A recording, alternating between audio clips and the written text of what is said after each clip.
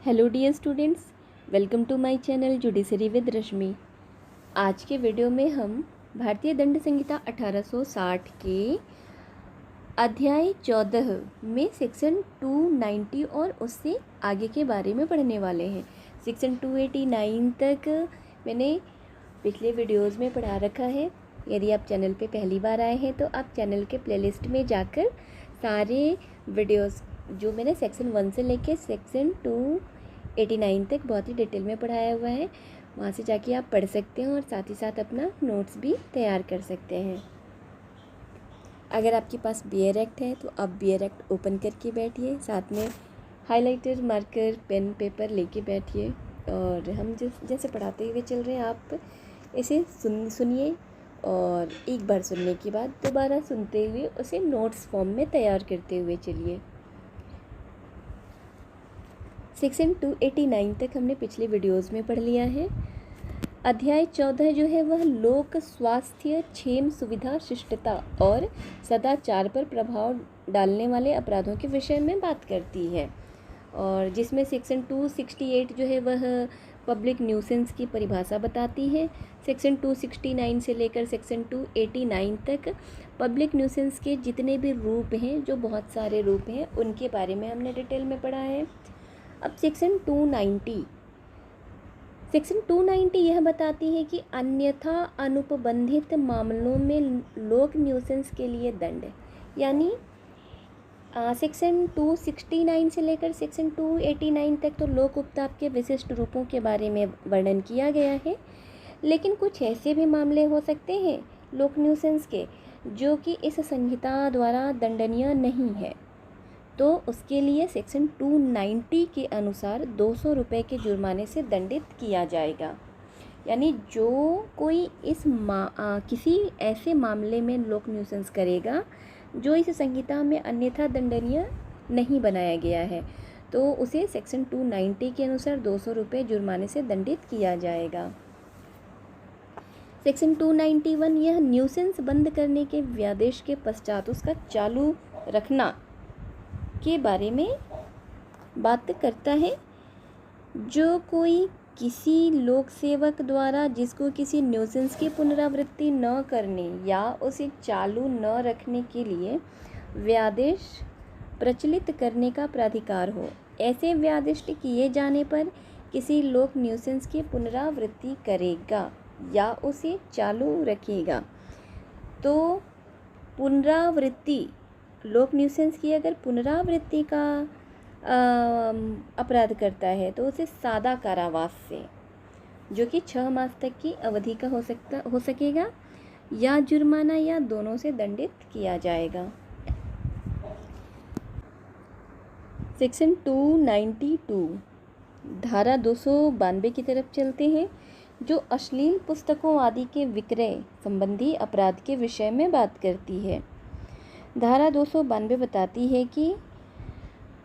किसी पुस्तक, पुस्तिका, कागज, लेख, रेखाचित्र, रंगचित्र, रूपण, आकृति या अन्य वस्तु को अश्लील समझा जाएगा यदि वह कामोद्दीपक है या कामुक व्यक्तियों के लिए रुचिकर है, या उसका जहाँ उसमें 2 या अधिक सुभिन्न मदें समाविष्ट हैं वहाँ उसकी किसी मद का प्रभाव समग्र रूप से विचार करने पर ऐसा है जो उन व्यक्तियों को दुराचारी तथा भ्रष्ट बनाए जिनके द्वारा उसमें अंतर्विष्ट या सन्निविष्ट विषय को पढ़ा जाना, देखा जाना या सुना जाना सभी सुसंगत परिस्थितियों को ध्यान में रखते हुए संभाव्य हैं। तो अश्लील पुस्तकों के विक्रय में क्या क्या आ जाएंगे? पुस्तक, पुस्तिका, कागज, लेख, रेखाचित्र, रंगचित्र, रूपण, आकृति, है ना। ऐसी हर वो व्यक्ति जो कामोद्दीपक है या कामुक व्यक्तियों के लिए उसके इंटरेस्ट का विषय है, और ऐसे किसी मद का प्रभाव समग्र रूप से विचार करने पर उन व्यक्तियों को दुराचारी या भ्रष्ट बनाने की उसमें अंतर्विष्ट या सन्निविष्ट विषय सम्मिलित है, तो ऐसी स्थिति में और उसे देखा जाना, सुना जाना, सभी सुसंगत परिस्थितियों को ध्यान में रखते हुए ऐसे व्यक्तियों के लिए संभाव्य है, या फिर ऐसी कोई किसी अश्लील पुस्तक, पुस्तिका, कागज, रेखाचित्र, रंगचित्र, रूपण या आकृति का किसी अन्य वस्तु को, चाहे वह कुछ भी हो, बेचेगा, भाड़े पर देगा, वितरित करेगा, लोक प्रदर्शित करेगा या उसको किसी भी प्रकार परिचालित करेगा, या उसे विक्रय, भाड़े, वितरण, लोक प्रदर्शन या परिचालन के प्रयोजनों के लिए रचेगा, उत्पादित करेगा या अपने कब्जे में रखेगा, अथवा किसी ऐसी वस्तु का आयात या निर्यात या प्रवहन पूर्वोक्त प्रयोजनों में से किसी प्रयोजन के लिए करेगा। पूर्वोक्त प्रयोजन क्या? यही बेचना, उसे अपने पास रखना, भाड़े पर देना, वितरित करना, लोक प्रदर्शित करना, उसका परिचालित करना, लोक प्रदर्शन या परिचालन के प्रयोजनों के लिए रचना, उत्पादित करना, कब्जे में रखना, है ना। तो इस तरीके के प्रयोजन के लिए यह जानते हुए या यह विश्वास करने का कारण रखते हुए करेगा कि ऐसी वस्तु बेची, भाड़े पर दी, वितरित या लोक प्रदर्शित या किसी प्रकार से परिचालित की जाएगी, अथवा किसी ऐसे कारोबार में भाग लेगा या उससे लाभ प्राप्त करेगा जिस कारोबार में वह यह जानता है या यह विश्वास करने का कारण रखता है कि कोई ऐसी अश्लील वस्तुएं पूर्वोक्त प्रयोजनों, पूर्वोक्त वही बेचना, भाड़े पे देना, वितरित करना, अपने कब्जे में रखना, है, इस प्रकार के प्रयोजनों में से किसी प्रयोजन के लिए रची जाती, उत्पादित की जाती, क्रय की जाती, रखी जाती, आयात की जाती, निर्यात की जाती, प्रवहन की जाती, लोक प्रदर्शित की जाती या किसी भी प्रकार से परिचालित की जाती, अथवा यह विज्ञापित करेगा या किन्हीं साधनों द्वारा, चाहे वे कुछ भी हों, यह ज्ञात कराएगा कि कोई व्यक्ति किसी ऐसे कार्य में जो इस धारा के अधीन अपराध है लगा हुआ है या लगने के लिए तैयार है, किसी ऐसे कार्य में लगा हुआ है या लगने के लिए तैयार है जो इस धारा के अनुसार अपराध है, या ऐसी कोई अश्लील वस्तु किसी व्यक्ति से या किसी अन्य व्यक्ति के द्वारा प्राप्त की जा सकती है, अथवा किसी ऐसे कार्य को जो इस धारा के अधीन अपराध है करने की प्रस्तावना करेगा या प्रयत्न करेगा। तो इन सारे कंडीशंस में धारा 292 के अनुसार अगर ऐसे ये सारे कंडीशंस हो रहे हैं और इन कंडीशंस में प्रथम दोष सिद्धि पर अपराधी को 2 वर्ष के कारावास और 2000 तक के जुर्माने का दंड दिया जाएगा प्रथम दोष सिद्धि पे,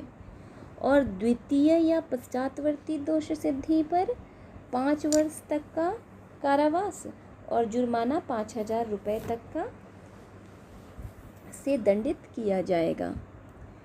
अपवाद जान लेते हैं। धारा 292 में जितनी कंडीशंस बताई गई कि इन कंडीशंस में ये अपराध बनेंगे, तो इसके अपवाद क्या हैं जब वह ऐसी कंडीशन होते हुए भी अपराध की श्रेणी में नहीं आएगा। तो अपवाद है, इस धारा का विस्तार निम्नलिखित कंडीशन पर नहीं होगा। कोई ऐसी पुस्तक, पुस्तिका, कागज, लेख, रेखाचित्र, रंगचित्र, रूपण या आकृति जिसका प्रकाशन लोकहित में होने के कारण इस आधार पर न्यायोचित साबित हो गया है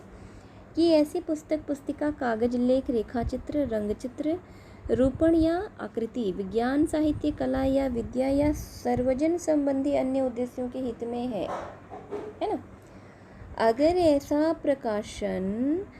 लोकहित में होने के कारण सर्वजन संबंधी अन्य उद्देश्यों के हित में है या जो सद्भावनापूर्वक धार्मिक प्रयोजन के लिए रखी या उपयोग में लाई जाती हैं, तो ऐसी स्थिति में धारा 292 के तहत अपराध नहीं होगा। या फिर ऐसा रूपण जो प्राचीन स्मारक एवं पुरातत्वीय स्थल और अवशेष अधिनियम 1958 के अर्थ में प्राचीन संस्मारक पर या उसमें अथवा किसी मंदिर पर या उसमें या मूर्तियों के प्रवहन के उपयोग में लाए जाने वाले या किसी धार्मिक प्रयोजन के लिए रखे या उपयोग में लाए जाने वाले किसी रथ पर तक्षित उत्कीर्ण रंगचित्र या अन्यथा रूपित हो। जैसे अजंता एलोरा की गुफाओं में जो बने चित्र हैं वो इस धारा के अपवाद के अंतर्गत, वो अपराध की श्रेणी में नहीं आएंगे, अश्लीलता प्रदर्शन की श्रेणी में नहीं आएंगे।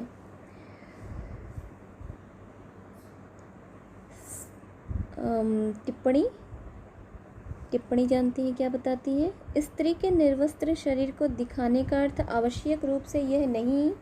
है कि वह अश्लील ही है ना। अभियोजन पक्ष द्वारा यह साबित किया जाना आवश्यक है कि उससे देखने वालों के चित्त में अस्वस्थ कामुक विचार उत्पन्न होने की संभावना है, और यह फरजाना बी बनाम फिल्म सेंसर बोर्ड 1983 के बाद में निर्णित किया गया था कि स्त्री के निर्वस्त्र शरीर को दिखाने का अर्थ उसे अश्लीलता का प्रदर्शन करना ही नहीं है। धारा 293 यह तरुण व्यक्ति को अश्लील वस्तुओं का विक्रय आदि के अपराध के बारे में बात करती है। जो कोई 20 वर्ष से कम आयु के किसी व्यक्ति को कोई ऐसी अश्लील वस्तु जो अंतिम पूर्वगामी क्या धारा 292 में निर्दिष्ट है बेचेगा। कोई 20 वर्ष से कम आयु का व्यक्ति है जो धारा 292 के अधीन कंडीशंस के रहते हुए बेचेगा, भाड़े पर देगा, वितरण करेगा, प्रदर्शित करेगा या परिचालित करेगा या ऐसा करने की प्रस्थापना या प्रयत्न करेगा, तो प्रथम दोष सिद्धि पर दोनों में से किसी भांति के कारावास से जिसकी अवधि 3 वर्ष की हो सकेगी या जुर्माने से या 2000 रुपये के जुर्माने से दंडित किया जा सकेगा प्रथम दोष सिद्धि पर। और अगर द्वितीय या पश्चातवर्ती दोष सिद्धि है तो ऐसी दशा में उसके कारावास की अवधि 7 वर्ष तक की हो सकेगी और जुर्माना 5000 रुपये तक का हो सकेगा से दंडित किया जाएगा।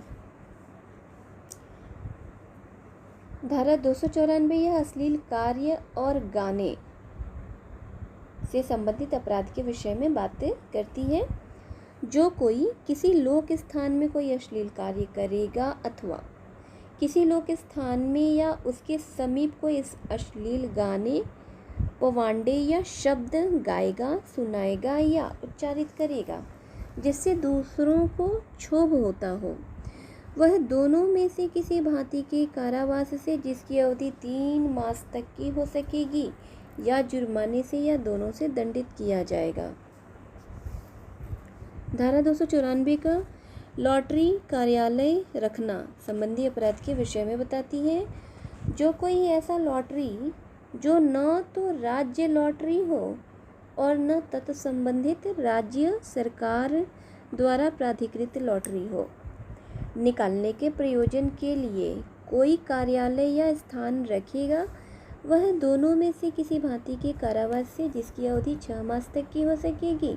या जुर्माने से या दोनों से दंडित किया जाएगा। तथा जो कोई ऐसी लॉटरी में किसी टिकट, लॉट संख्यांक या आकृति को निकालने से संबंधित या लागू होने वाली किसी घटना या परिस्थिति पर किसी व्यक्ति के फायदे के लिए किसी राशि को देने की या किसी माल के परिधान की या किसी बात को करने की या किसी बात से प्रवृत्त रहने की कोई प्रस्तावना प्रकाशित करेगा, वह जुर्माने से जो 1000 रुपये का हो सकेगा से दंडित किया जाएगा। धारा 294 क के अनुसार यदि लॉटरी कार्यालय रखने का कोई अपराध करता है तो उसे 1000 रुपये के जुर्माने से दंडित किया जाएगा। उत्तर प्रदेश राज्य संशोधन के अनुसार भारतीय दंड संहिता की धारा 294 क उत्तर प्रदेश राज्य में लागू नहीं है। धारा 294 का जो है वह उत्तर प्रदेश राज्य में लागू नहीं है। इस प्रकार आज की वीडियो में हमने अध्याय 14 सेक्शन 14 को पूरा कंप्लीट कर लिया। वीडियो यहाँ तक देखने के लिए थैंक यू। साथ ही इसे लाइक, सब्सक्राइब एंड शेयर करने के लिए भी थैंक यू। चैनल पे बने रहिए। हम ऐसे ही सारे सब्जेक्ट को सेक्शन वाइज लेके आते रहेंगे, जिससे आप अपनी लाइफ में वैल्यू ऐड करिए, नोट्स बनाइए और कंपटीशन की दुनिया में आगे बढ़िए। All the best. Thank you.